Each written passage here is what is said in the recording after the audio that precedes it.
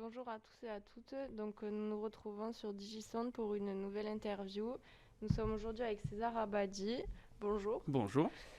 qui est intervenant à l'IUT de Tarbes pour nous apprendre l'écriture des médias numériques. Est-ce que vous pouvez vous présenter brièvement? Je m'appelle César Abadi, j'ai 28 ans et je travaille dans une société de production audiovisuelle basée sur Bagnères de Bigorre qui s'appelle Capsus. D'accord. Merci. Alors, je sais pas quoi dire d'autre, honnêtement. Je vais pas rentrer plus dans le détail puisqu'on va en parler après, mais... Et donc, tout d'abord, lorsque vous étiez petit, est-ce que vous vouliez déjà exercer dans ce domaine de l'audiovisuel, etc. Dans le domaine de l'audiovisuel, ouais. Alors, quand j'étais petit, au tout début, ce que je voulais faire, c'était je voulais bosser dans l'informatique. J'avais un grand frère qui bidouillait toutes les consoles, tous les ordis, tous les trucs qu'il trouvait. Moi, j'étais à fond sur ça. Je voulais faire comme lui. Et puis, dans l'adolescence, ou on va dire début collège, en quatrième, à 14 ans, j'ai découvert le skate. Un pote m'a appris à skater, j'ai skaté à fond, on a fait que du skate, du skate, du skate. Et je me suis fait mal. Je me suis blessé en skate. Et là, j'étais inutile. Qu'est-ce que je pouvais faire? Je me suis mis à filmer. Je me suis mis à filmer en fait mes potes en skate. Et le fait que je sois blessé et qu'en plus de base j'étais un peu plus nul que les autres, je me suis mis à tout le temps filmer. Et j'ai commencé à aimer ça en fait. Et puis en plus, en 2006 est sortie une vidéo de skate, la Lakai Fully Flared. Bon, c'est très détaillé, ceux qui connaissent le skate connaîtront. Et ça m'a mis une grosse claque. Vraiment une grosse claque. Je me suis dit, mais je savais pas qu'on pouvait faire ça en fait, qu'on pouvait avoir un tel niveau de réalisation. C'est une vidéo qui est réalisé par Ty Evans et avec une intro de Spikey Jones, donc c'est quand même il y a des gros noms du cinéma entre guillemets qui font une vidéo de skate. Et moi j'étais époustouflé. Je me suis dit voilà, moi je veux faire ça. Je veux pouvoir filmer mes potes et faire n'importe quoi. Je veux pouvoir faire des intros alors que c'est une vidéo de skate, faire tout ça. Ça m'avait vraiment mis une grosse claque. Donc en plus j'ai bouffé énormément de vidéos de skate, puis de snowboard, de ski dans tous les sens. Et c'est comme ça que j'ai commencé à vraiment filmer mes potes à fond. Et depuis que j'ai 13-14 ans, ouais, c'est ce que je veux faire, quoi, on va dire. D'accord, merci. Et est-ce que vous pouvez nous parler de votre parcours professionnel? Moi j'ai un parcours professionnel pas très grand. Alors, quand tu parles de parcours professionnel, tu veux parler des études ou carrément le boulot? Le boulot, Ok, le après les boulot. études. Ah, après les études, ok. Je pensais que c'était les études. Eh ben, comment dire? Juste après les études, je me suis mis directement en auto-entreprise en fait. J'ai créé mon statut dès que je suis sorti d'une licence en alternance. Donc j'ai créé mon statut, c'était en 2013-2014. Et pendant 3 ans, j'ai essayé de bosser à fond. En fait, je m'étais donné cette période en mode voilà, j'ai 3 ans pour essayer de travailler à fond, de voir si j'arriverais à faire quelque chose tout seul dans mon petit village. Parce que j'étais resté basé sur mon petit village dans les montagnes et j'avais pas de contact, c'était un peu compliqué. Et du coup, j'ai énormément bossé avec l'entreprise qui m'avait en alternance. Donc j'ai vraiment j'ai bossé à 80% avec eux. C'est pas très légal, c'est un peu un emploi masqué, mais j'ai beaucoup bossé avec eux. Et ça m'a beaucoup servi parce qu'au final, j'ai fini par me faire embaucher par eux. Donc là, maintenant, je suis en CD depuis 3 ans et demi à Capsus. Donc la boîte dans laquelle je bosse actuellement. Donc ouais, je résumerai à ça. Juste auto-entrepreneur et maintenant, je suis actuellement en CDI. Il ne s'est pas passé grand-chose d'autre entre-temps. Et justement, donc, quelles études vous avez faites Ah bah, pour les études, c'est hyper simple. Donc j'ai fait, bon, si on reprend au bac, j'ai fait un bac STG, donc c'était de la compta. C'était pas intéressant, mais c'est parce que je voulais faire le côté un peu informatique qu'il y avait derrière.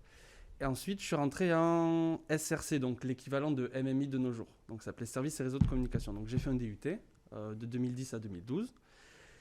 Et ensuite, j'ai été faire une licence à Angoulême TAIS, donc TAIS, Technique Audiovisuelle Image et Son, je crois que c'est quelque chose comme ça, option image. Alors j'avais l'avantage d'être en alternance parce que la formation m'a pas du tout plu, pour être honnête. J'avais la chance d'être en alternance, du coup 2 semaines c'était trop cool et 2 semaines j'allais à Angoulême et c'était pas ouf. J'ai profité à fond de cette alternance en fait, c'était le mieux. D'ailleurs toutes les personnes qui qui veulent faire une alternance, foncez. L'alternance, c'est vraiment trop bien. On te donne des sous, tu te fais de l'expérience, tu te fais des contacts et tu vas moins à l'école. C'est génial. Donc l'alternance, c'est trop bien. Et cette licence, je ne l'ai même pas finie en fait. C'est-à-dire qu'il fallait aller à la soutenance de stage, entre guillemets, enfin d'alternance. Et le jour même, en fait, j'avais une projection d'un film que j'avais calé une projection d'un film que j'avais commencé à tourner. Et j'ai fait le choix de ne pas aller à la soutenance. J'ai dit à mon patron d'alternance, bon, de toute façon, tu as vu, j'ai bossé avec toi à fond. Tout s'est bien passé. Moi, j'ai rien appris pendant cette année d'études. Donc, bon, je me suis fait de l'expérience, je me suis fait des contacts, je m'amuse bien. Bah, salut la licence, quoi. J'ai dit au revoir. En fait, j'aurais pu avoir la licence, mais j'ai lâché 2 jours avant, quoi. Donc, faites pas ça, évidemment. Ne faites pas ça chez vous. Mais je regrette absolument pas mon choix. Parce qu'au final, regarde, je travaille dans la boîte avec laquelle j'étais en alternance. Parce que j'ai préféré vraiment jouer le côté passionnel et on est à fond dans le truc qu'on fait plutôt que les études. Voilà, j'ai pas voulu trop jouer sur les études. Et de manière générale, de toute façon, dans ce milieu-là, bon, je divague un peu, mais les diplômes, c'est peut-être pas ce qui est le plus important, en tout cas dans l'audiovisuel. C'est rare que tu arrives sur un tournage et on te met réalisateur parce que tu as un bac plus 5, quoi. Ça marche pas vraiment comme ça. Mais je crois qu'il y a une question qui reviendra sur ça après derrière où j'expliquerai peut-être un petit peu plus. Du coup, d'après vous, les qualités requises pour ce métier, c'est lesquelles? Alors, quand tu parles de ce métier, c'est plus le côté cadreur. Enfin, moi, comme je disais juste avant, moi, ce qui me passionne, c'est vraiment la caméra, c'est être à la caméra. Ouais, dans le domaine, dans ce Ouais, domaine-là. dans ce domaine-là. Alors, je dirais la curiosité. Faut être curieux. Faut avoir envie de découvrir des choses tous les jours pour pas s'ennuyer. Et surtout, la plus grande des qualités, c'est d'être passionné. Ça peut paraître con, mais vraiment d'être passionné, de toujours en vouloir, de toujours se poser des questions. Et à chaque fois qu'on voit une vidéo, qu'on voit une pub et tout, et de se dire « Ouais, mais je me demande comment ils ont filmé ça, franchement, j'ai envie de refaire ça », de s'inspirer dans tous les sens. C'est vraiment d'être passionné et de vouloir toujours en faire plus, en fait. Je pense que la passion, c'est quelque chose qui est vraiment très important. Après, sur les tournages, tu croises très rarement des gens pas passionnés qui viennent juste pour l'argent parce que c'est pas le bon endroit. Forcément, pour venir chercher de l'argent juste comme ça facilement, c'est pas le bon endroit. Donc je dirais la passion et la curiosité. Est-ce que je pense à autre chose Non, je pense que c'est déjà pas mal. Ok. Et après, à travers votre métier, donc en dehors d'être intervenant, Ouais. quelles sont vos activités principales? Qu'est-ce que vous faites concrètement? Et est-ce que vous avez des activités annexes en dehors de votre travail, justement? Ok. Alors là, ça devient intéressant parce qu'en fait, donc je bosse chez Capsus, mais j'ai pas vraiment de poste carré, quoi. J'ai pas, je viens le matin, je fais ça et je pars le soir, j'ai fait tout ça. Parce qu'en fait, on est 2 dans la boîte où je travaille et comme je dis, j'adore être cadreur, je fais un peu de montage, mais en fait, je fais tout parce qu'on n'a pas tous les jours des tournages, on n'a pas tous les jours des montages, donc je fais vraiment de tout. Donc moi, ce qui me passionne, c'est d'être à la caméra, mais on fait aussi de la location de matériel, on fait du montage, on fait de l'étalonnage, tout ce qui est le dérochage, tout ce qui est la veille informatique, installer tout le logiciel, installer les ordis, gérer les réseaux. Je fais un peu tout ça, en fait, sur mon lieu de travail. Donc je fais tout ce qui est faisable, on va dire. Mon patron s'occupe de vraiment trouver démarcher des clients, préparer des tournages, la production, tout ça, rassembler les personnes. Et moi, je m'occupe de tout le reste, en fait. Ok. Voilà. Donc, il y a plein de petits trucs annexes. Mais ça, j'ai pas une journée qui ressemble à une autre, en fait, on va dire. Mais les activités principales, normalement, c'est les tournages, le cadrage, quoi, on va dire. Et du coup, juste pour les activités en dehors, est-ce que vous avez du temps ou pas du tout? Ah, en dehors, annexe dans ce sens-là. En dehors, mais qui est en rapport avec le boulot ou pas du tout? Juste Non, qu'est-ce que je fais juste en dehors. Ah, moi en mode mes hobbies, quoi. Ouais. Ok, j'avais pas compris. Qu'est-ce que j'aime bien en dehors? Bon, évidemment, regarder des films et un peu de séries, ça va de soi. Les jeux vidéo aussi, pas mal. Je joue pas mal aux jeux vidéo, j'adore ça. Qu'est-ce que je fais d'autre? Je fais pas grand chose d'autre, hein. Avant beaucoup le ski, quand même. Je faisais beaucoup de ski avant, mais là, ça fait 2-3 ans que j'en fais plus trop. Mais non, voilà, ça se résume à ça, quoi.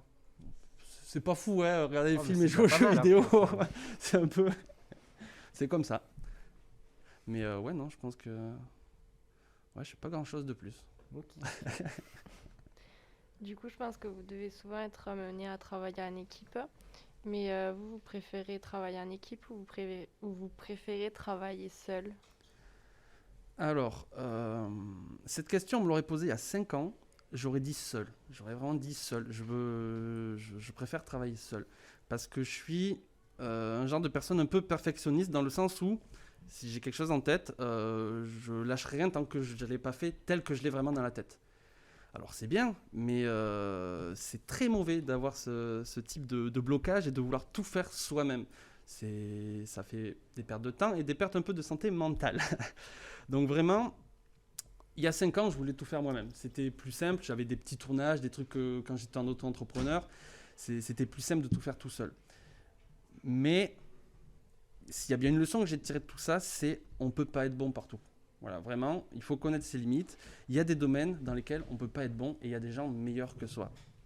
Et donc, en fait, il faut savoir tirer parti de toutes les autres personnes qui sont bons, chacune dans leur domaine. On peut trouver d'autres gens aussi perfectionnistes que nous dans d'autres domaines et chacun se tirer vers le haut, en fait. Donc, je t'aurais dit seul il y a 5 ans, mais là, tous les jours, je te répondrai en équipe. En équipe, c'est vraiment 1000 fois mieux. Parce qu'il y a une cohésion, parce qu'il y a... Les gens se surélèvent ensemble. Bah, en fait, tout le monde est passionné de toute façon. Ce que je disais, la qualité, c'est la passion. Si tous les gens avec qui tu travailles ils sont passionnés, tout le monde il va y avoir une vraie cohésion d'équipe et tout le monde va s'entraider en fait. Et c'est ça qui est génial. Donc vraiment en équipe. D'accord. Et donc, on voit effectivement que le travail en équipe pour vous, c'est très important. Et est-ce que vous pensez qu'il y a d'autres avantages dans ce domaine? Et après aussi, si vous pouvez nous dire, si vous trouvez qu'il y a quelques inconvénients, nous les citer. Sur le domaine, sur le... Par rapport au métier que vous exercez. Ok, en général. pas sur le fait d'être en équipe. Non, c'est juste Ok. que vous citez le travail d'équipe comme quelque chose de bien. Donc, Ouais. Les avantages de ce métier et les inconvénients de ce métier. En gros, c'est ça que Ouais, tu c'est vois. ça. Ok. Alors, les avantages. Alors, un des plus gros avantages, je dirais, de manière personnelle, c'est quand même que quand on filme, souvent, on filme des situations qui sont assez exceptionnelles. En fait, en tournage, on va dire, je vis quand même des choses incroyables. C'est-à-dire que souvent, avant le Covid, on pouvait voyager. On allait faire des tournages. J'étais en Guadeloupe, j'étais en Namibie, Norvège, Suède, Allemagne, tout ça. On avait fait des road trips. C'était génial. J'ai voyagé et gratuitement, entre guillemets, puisque c'est pour le travail. C'est génial. Moi, je voyageais pas beaucoup. Là, on te dit, va travailler là-bas. Tu fais, yes, j'y vais tous les jours, il n'y a pas de souci. Tu voyages et tu as des situations où on t'ouvre des grands espaces qui normalement sont privés, que ce soit des hôtels, que ce soit des grands complexes, parce que tu dois filmer, tu dois travailler dedans. Donc tu as des situations vraiment exceptionnelles où tu te dis, on ouvre ça pour moi alors que les gens n'ont pas le droit d'y aller.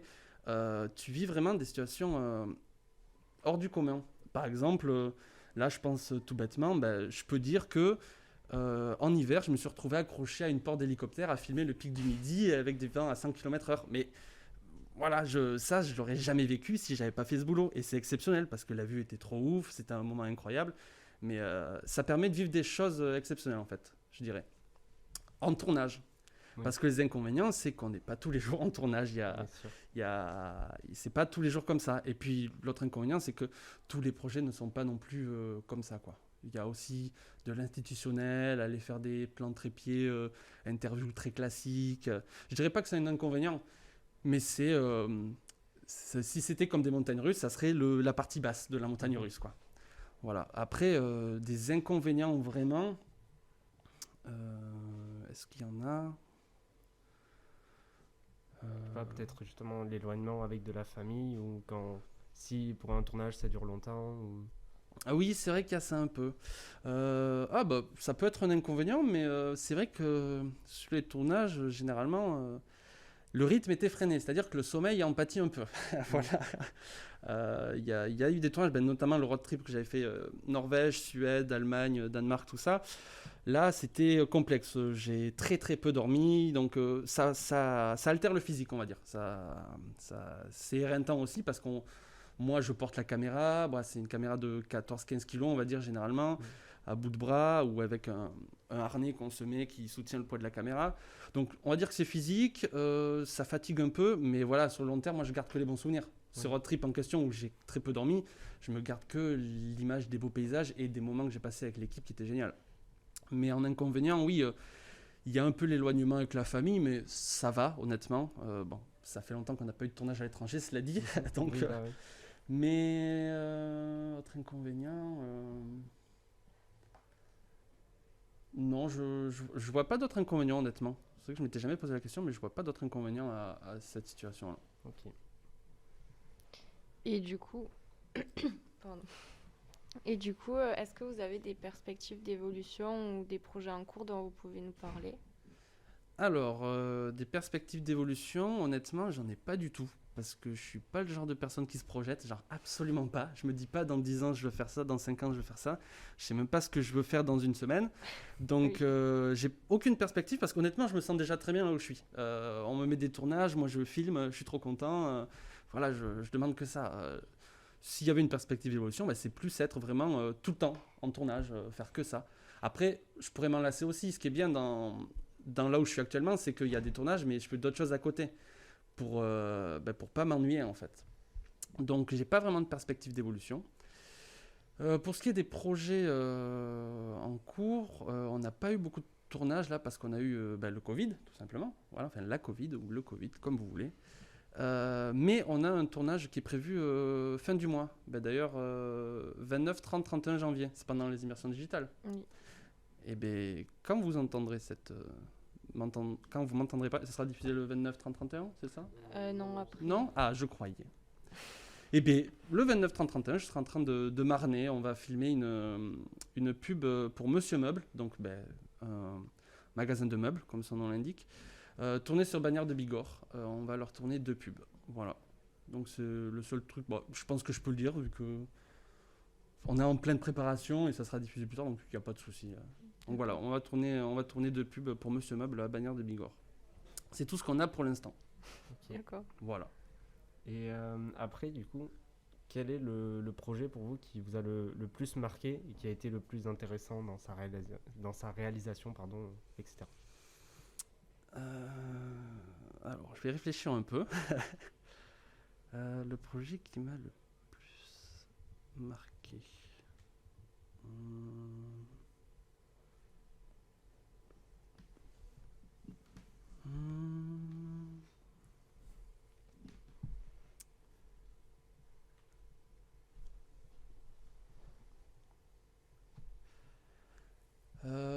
Alors, qu'est-ce que je vais répondre à ça?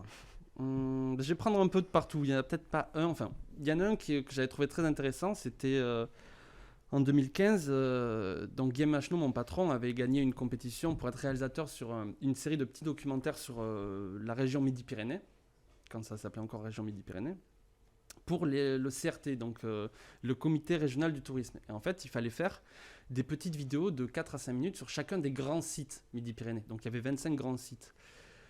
Donc il fallait s'occuper à chaque fois de trouver une sorte d'ambassadeur de ce grand site, de l'interviewer et ensuite d'illustrer toutes ces images. Et donc en fait pendant 1 à 2 mois, en été, on était allé filmer toutes les images d'illustration pour ces grands sites. Et du coup, c'était un sacré rythme. On a beaucoup tourné, on se levait tôt le matin, on se couchait tard le soir, mais on a filmé toute la région, vraiment Midi-Pyrénées.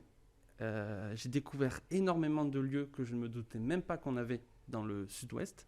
Et je me suis rendu compte qu'en fait, que la France a énormément de variétés, de paysages, de cultures, de patrimoine dans juste le sud-ouest. En fait, je me rappelle avoir été impressionné de toute la partie vraiment nord de Toulouse, tout ça que je connaissais absolument pas, et de tous les magnifiques petits villages tels que Conques, Cordes-sur-Ciel, Saint-Cyr-la-Popie, tous ces petits villages qui sont magnifiques et dont je me doutais même pas de l'existence en fait.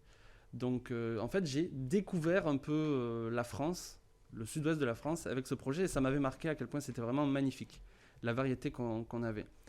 Mais aussi un autre projet qui m'avait marqué du coup, pour faire le lien avec ça, c'était une sorte de road trip qu'on avait fait pour Mitsubishi, un road trip en Norvège, Suède, Danemark, Allemagne, Pays-Bas et Paris. Donc là, en fait, ce qu'on avait fait, c'est dans chacun de ces pays, on suivait un influenceur, entre guillemets, un influenceur qui passait 2 jours avec une personne qui avait envie de lâcher son quotidien et de devenir ce que fait cet influenceur. Et c'était mis autour d'une Mitsubishi hybride, donc pour le fait qu'elle roule à l'électrique et tout ça. Voilà, c'était le message. Oui. Donc on roulait avec ces Mitsubishi, on a traversé vraiment tous les pays. Le sujet en lui-même n'est pas dingue, voilà, les influenceurs, vas-y on fait ça, c'était du filming classique. Mais le fait d'être dans ces paysages et de vivre encore une fois des moments fantastiques, c'était incroyable. Je me suis retrouvé à faire du canoë dans les fjords norvégiens, je me suis retrouvé à avoir des couchers de soleil magnifiques en Suède, avoir toute la faune et la flore. Franchement, c'était un rythme vraiment énervé. On se couchait très tard, on se levait très très tôt parce qu'on faisait toute la route. On faisait tout le road trip qu'on a fait en un mois, on a fait 2500 km je crois, donc on roulait vraiment beaucoup la journée, en plus il fallait filmer, et j'étais tout seul à la caméra, c'est-à-dire qu'il fallait que je m'occupe de tout le temps charger les batteries et de tout le temps vider les cartes. Donc en fait, la problématique que j'avais, vu qu'on était... on avait eu un petit souci de caméra qui a pris l'eau, donc on a dû en louer une deuxième, donc on s'est retrouvé... On a eu que des couilles sur ce tournage. On a eu un problème de caméra en plein milieu, donc on a dû louer une autre caméra. Au final, les deux se sont mis à marcher, donc on filmait à 2 caméras. Donc moi, je me suis retrouvé du coup à devoir gérer 2 cartes mémoire, donc 2 fois plus de copies. Et le soir, quand je vais me coucher, c'est moi qui m'occupe des copies et des backups, pour pas qu'on perde les données. Et bien, quand je vais me coucher, je lance une copie. Il reste 1 heure. Ah, je me réveille dans 1 heure. Tac, 1 heure après, j'en relance une. Donc en fait, je dormais 1 heure par 1 heure par 1 heure par 1 heure pendant un mois. C'était l'enfer. J'ai pas dormi pendant un mois en quelque sorte. Je dormais dans la voiture, je dormais quand on filmait pas. Le rythme était infernal, mais j'en garde que des bons souvenirs en fait. Sur le moment, c'était horrible, mais au final, je me rappelle que des bons souvenirs et c'était vraiment trop bien. Ça crée de nouvelles expériences. Exactement, c'était trop bien. Vraiment, j'ai que des bons souvenirs de ce tournage. Et ce qui m'a marqué, c'est la cohésion d'équipe qu'on avait parce que tout le monde était à fond. On était tous dans le même navire. Moi, je me plains de le sommeil et tout, mais on avait tous des problématiques. En plein milieu du road trip, on se rend compte qu'on a oublié un truc dans un pays, qui est la Norvège, alors qu'on est au Danemark. Ah bon, il y a quelqu'un qui va se taper l'aller-retour en bagnole. Voilà. On a tous eu des problèmes, mais c'était trop bien. Voilà, c'est comme ça que je résumerai cette situation. Ok, et du coup, est-ce que vous avez des projets personnels, réaliser déjà des projets personnels? Alors, réaliser des projets personnels, oui, je l'ai déjà fait, notamment cette magnifique vidéo que vous m'avez montrée au début. Non, réaliser des projets personnels, ça fait quelques années que j'ai pas réalisé de trucs vraiment pour moi. Je me rends compte, ça doit bien faire 5 ans que j'ai pas fait une vidéo pour moi. Parce que maintenant qu'en fait je suis en CDI ou que je bosse vraiment dans ça, j'essaye à côté de pas trop le faire pour moi. Enfin, je ressens pas forcément le besoin de faire quelque chose pour moi. Je m'amuse déjà et je me retransmets déjà assez dans mon travail. Mais si je devais parler d'un projet personnel que j'ai fait il y a 6-7 ans maintenant, alors c'est une série de vidéos qui s'appelle Les Tubes de Glace. Alors en fait c'est un crew de mes potes snowboarders, le crew de ski et de snow. Et on faisait des vidéos tout simplement. Et donc j'ai fait deux longues vidéos, donc d'une demi-heure, où on faisait à chaque saison en fait un résumé de la saison. Par exemple 2014-2015, on filme pendant une saison à fond. Et après, on fait une sorte de résumé où on fait par part. Donc, par exemple, telle personne, voilà tout ce qu'il a fait cette saison. Telle personne, tout ce qu'il a fait cette saison. Vraiment, comme les films de snow qu'on regardait quand on était petit et comme les films de ski. Vraiment, j'ai voulu refaire ça. Et donc, c'est les projets qui m'ont le plus tenu à cœur que j'ai fait moi. Donc, notamment la deuxième vidéo qui s'appelle La Mormonade, qui est assez spéciale.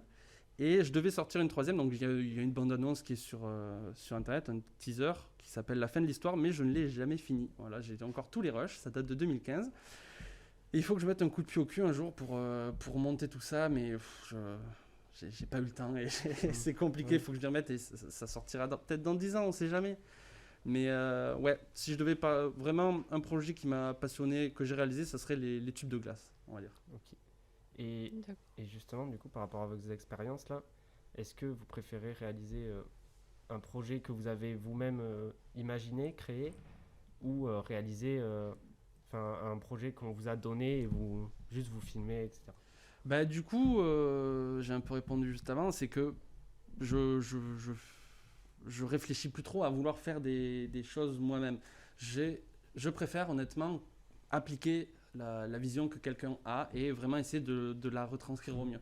Donc vraiment quelque chose qu'on me propose, on me dit voilà, moi j'aimerais ça, faut faire comme ça. Ok, moi chacun apporte sa vision et moi j'apporte la mienne à ce qu'une personne veut ou peut-être qu'elle m'a contacté pour telle chose. Enfin, pas moi, mais plutôt notre société, Capsus, puisque je ne suis pas tout seul. C'est très rare, c'est pas encore arrivé qu'on appelle la boîte juste pour ouais, je veux César. C'est pas encore arrivé. Oui, du coup, le côté Mais, écriture, il vous intéresse moins que... ouais, en fait, moi, ça m'intéresse un peu moins, le côté écriture. Ça paraît assez paradoxal, sachant que je vous fais des cours d'écriture, mais moi, c'est ce qui m'intéresse un petit peu moins. Je suis vraiment plus.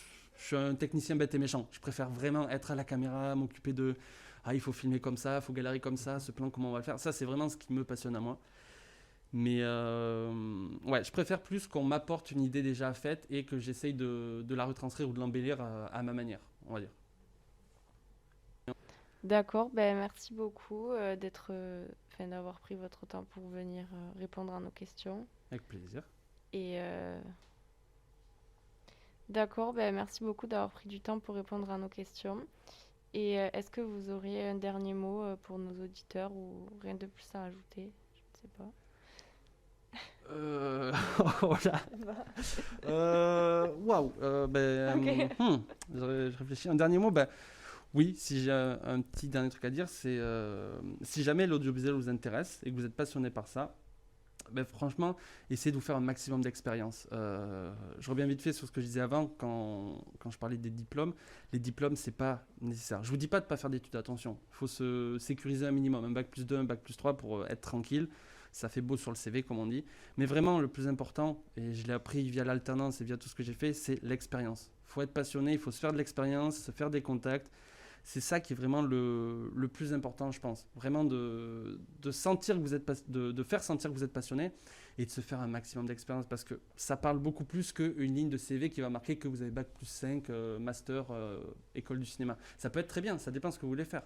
Si vous voulez être réalisateur ou vous voulez être scénariste, peut-être que c'est mieux. Mais si vous voulez être comme moi, on va dire technicien vraiment à la caméra, je connais personne qui a fait plus d'un bac plus 2 et qui... Il y en a probablement, mais je connais personne qui est arrivé avec un bac plus 5 et c'est grâce à ça qu'il est arrivé là, je pense.